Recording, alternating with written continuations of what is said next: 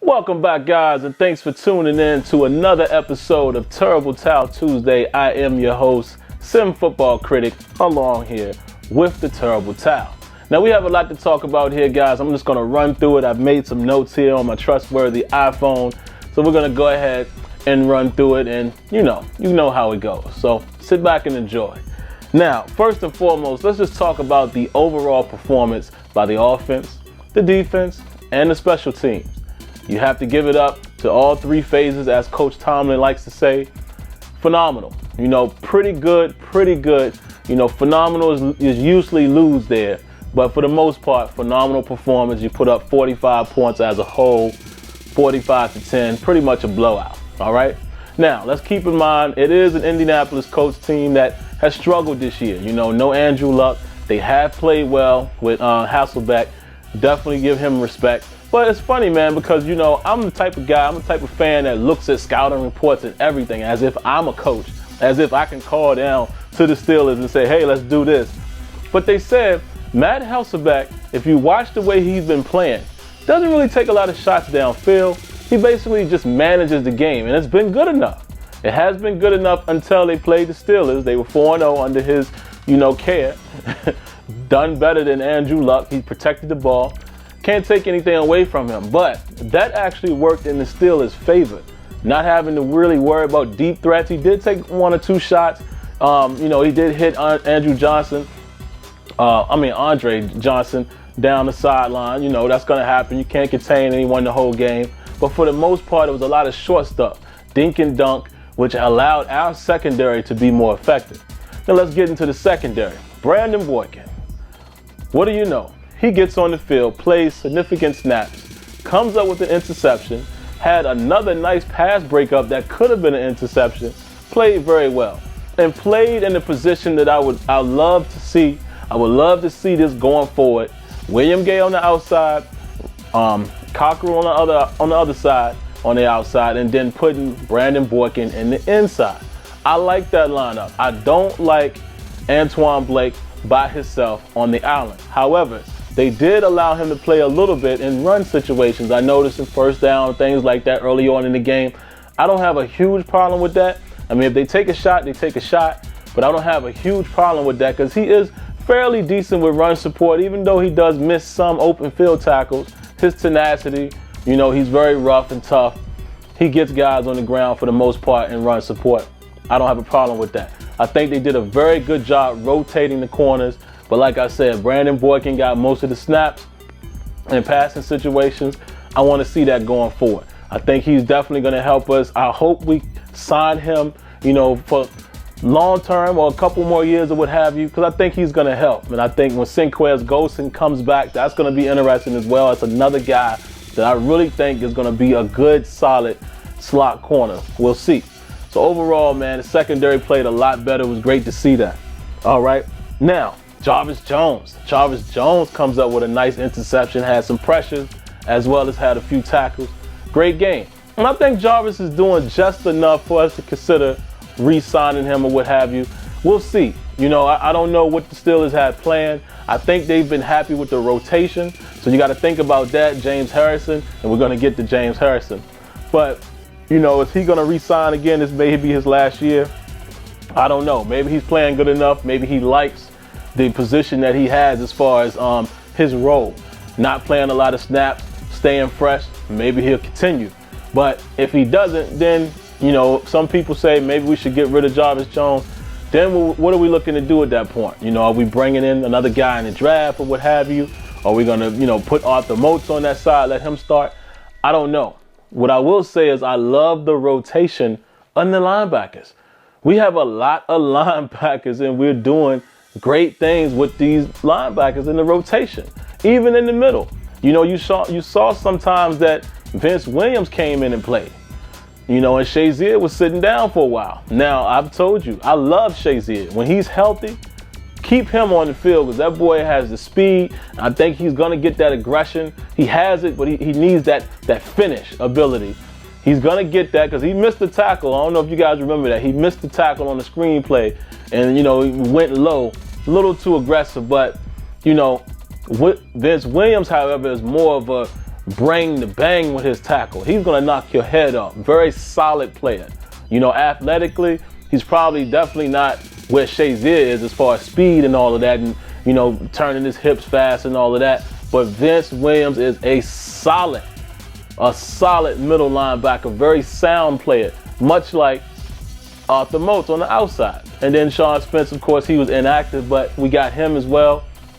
That crew of linebackers, I'm really feeling those guys. So we'll see what's going to happen. We'll see what happens with Jarvis, but I think Jarvis is doing just enough to keep your eyebrow raised. Like, okay, he's playing a much better game, much better season than he's had in recent years. All right, now, Jacoby Jones. I don't know what to say about Jacoby Jones. You could look at just this game and say, oh, the 2 fumbles or the 2 muffs or whatever.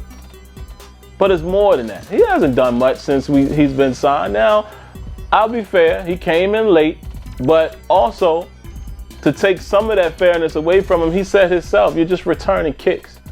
You do have to develop a little chemistry with the guys who are blocking for you. But for the most part, if you are a kick returner, you are a kick returner. You understand what I'm saying? If you know how to field punch, you know how to field punch. It's not all on the blocking. Even though I will say we need to definitely look at that in the offseason. Our special teams in the return game primarily just hasn't been there. You know, we have a guy like Dre Archer with lightning speed. We can't get him turned loose. I don't know. I really don't know what's going on with the scheme or the returner. But either way, Jacoby Jones, I don't know. I say, I don't know. He hasn't done enough to stay on the field. I know you don't want to keep Antonio Brown back there, which we'll get to that. But we got to find somebody else. I don't think Jacoby Jones is the answer. It is what it is. We'll see. Big Ben Roethlisberger. Once again, man, Ben comes in and he does what he does best. I'm going to tell you, I don't care, you know, what people say as far as, oh, you're just being biased. No. Big Ben Roethlisberger, I'm sorry, is an elite quarterback. He made a few throws in that game that were clutch, like the throw to Marcus Wheaton in the end zone. You know, the fact that he just, and you know, most NFL quarterbacks has this ability, but there's a lot that don't. The ability to just throw the ball where your receiver is supposed to be. Throw him open. Anticipate the break. That's the kind of stuff that makes you an elite quarterback. Those are the types of things that we talk about, you know, even on the Sim Standard. For you guys that are watching this and not aware of that, you know, Sim Standard Radio on Thursday nights, 8 p.m. Eastern. Shameless plug. But these are the type of things that we talk about, where quarterback chemistry and things like that matters in this league. In the NFL, you got to be on the same page with your quarterback. You got to have a quarterback with skill, a guy that's, you know, subpar or sub-elite status, I guess you would say. You got to have that to be successful, and those guys are successful. One of the main reasons why you don't really see a great connection right now in Dallas without Tony Romo, regardless of what you guys want to say about him, you see what happens with Dez Bryant. But anyway, let's get back to the script. Big Ben made some clutch throws, man. I mean, clutch throws that just, well, it was just unbelievable to watch. Like the one that he threw to Antonio Brown, and Antonio Brown definitely gets a lot of the credit for it as well. He splits the 2 defenders. But like I said, man, one of the key throws that was a beauty in my eyes was the one he threw to Marcus Wheaton, how he just threw it like to the inside of the pylon, so to speak, kind of behind him. It was crazy. You know, he led him back to the ball, and that was nuts. So as long as Big Ben stays healthy, man, we got a chance. I don't care who we play. Offensively, we have a chance, and if the defense can just muster up solid play every week, we have a chance to be competitive. How far will we go? I don't know, but we have a very, very good chance to at least remain competitive. And you never know, man, it's any given Sunday, as we saw with the Eagles and the Patriots. All right, the next thing I wanted to talk about, James Harrison. Debo. Are you kidding me? 3 sacks, strip fumble.